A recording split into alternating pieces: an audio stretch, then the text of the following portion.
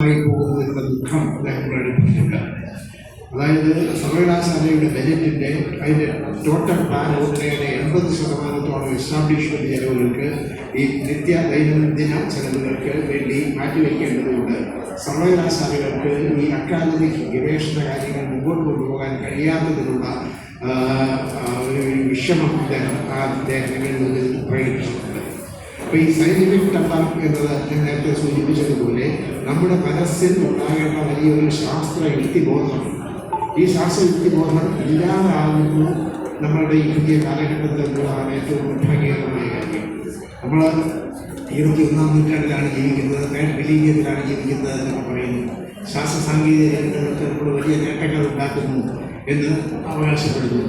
ഏതാണ്ട് ഈ big succession എന്ന് പറയാവുന്നതുപോലെ ഓരോ നിമിഷത്തിലും പുതിയ അറിവുകൾ ഉണ്ടാവുകയും തലേ നിമിഷത്തിലെ അറിവുകളെയൊക്കെ അത് അപ്രസക്തമോ അസംഗതമാക്കി തീർക്കുകയും ചെയ്യുന്നു.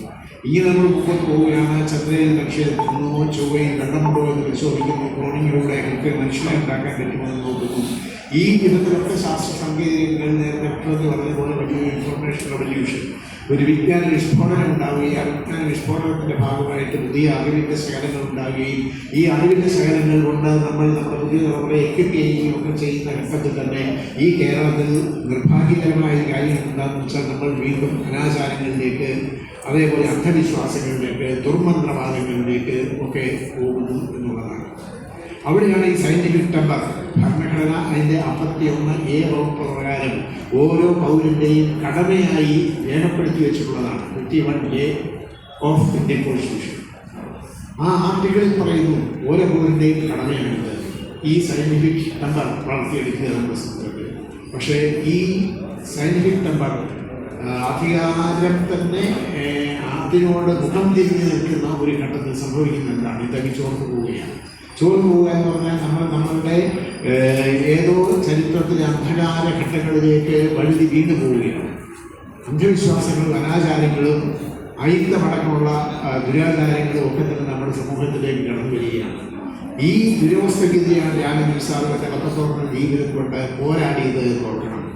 ഈ സയൻറ്റിഫിക് ടെമ്പർ ഉൾച്ചേർക്കേണ്ടതെന്ന് നമ്മുടെ മുന്നോടിൻ്റെ ഒരു പ്രകാശം പ്രസരിപ്പിച്ചുകൊണ്ടാണ് അദ്ദേഹം ജീവിച്ചതും കടന്നുപോയതെന്ന് ഓർക്കണം. അത്തരം ഒരു വലിയ മനുഷ്യൻ്റെ സ്മരണ മുൻനിർത്തിയുള്ള നമ്മൾ ഈ പുതിയ കാലഘട്ടത്തിലെ ഇന്ത്യയുടെ വിശ്വ പൗരൻ എന്ന് വിശേഷിപ്പിക്കാവുന്ന തലത്തിലേക്ക് ഉയർന്നിട്ടുള്ള ശ്രീ എസ് സോമനാഥ് അവർക്ക് സമർപ്പിക്കുന്നത്. ഡോക്ടർ സോമനാഥ് ഞാൻ വിശ്വപൗരൻ എന്ന് പറഞ്ഞു. ലോകം ആകെ, അതായത് വികസിത രാജ്യങ്ങൾ അടക്കം ലോകത്തിൻ്റെ എല്ലാ ഭാഗങ്ങളിലെയും ശാസ്ത്ര ചിന്തകൾ ഉറ്റുനോക്കുന്ന വ്യക്തിത്വത്തിൻ്റെ ഉടമയാണ്. ആ നിലയ്ക്ക് ലോകത്ത് ഈ സാർവദേശീയ രംഗത്ത് ഇന്ന് വളരെ പരിമിതമായ ഏതാണ്ട് നിലയിലുണ്ടാകുന്ന ശാസ്ത്ര വ്യക്തിത്വങ്ങളേ ഉള്ളൂ. അതിലൊന്ന് നമ്മുടെ ഇന്ത്യക്കാരനായ ഡോക്ടർ സോമനാഥാണ്, അതായത് നമ്മുടെ കേരളീയനായ ഡോക്ടർ സോമനാഥാണ് എന്ന് ഉള്ളത് ഏത് മലയാളിയെയാണ് അഭിമാനം കുറഞ്ഞതിനാകാൻ പറ്റാതിരിക്കുന്നത്. സത്യത്തിൽ ആലോചിച്ച് നോക്കുമ്പോൾ എനിക്ക്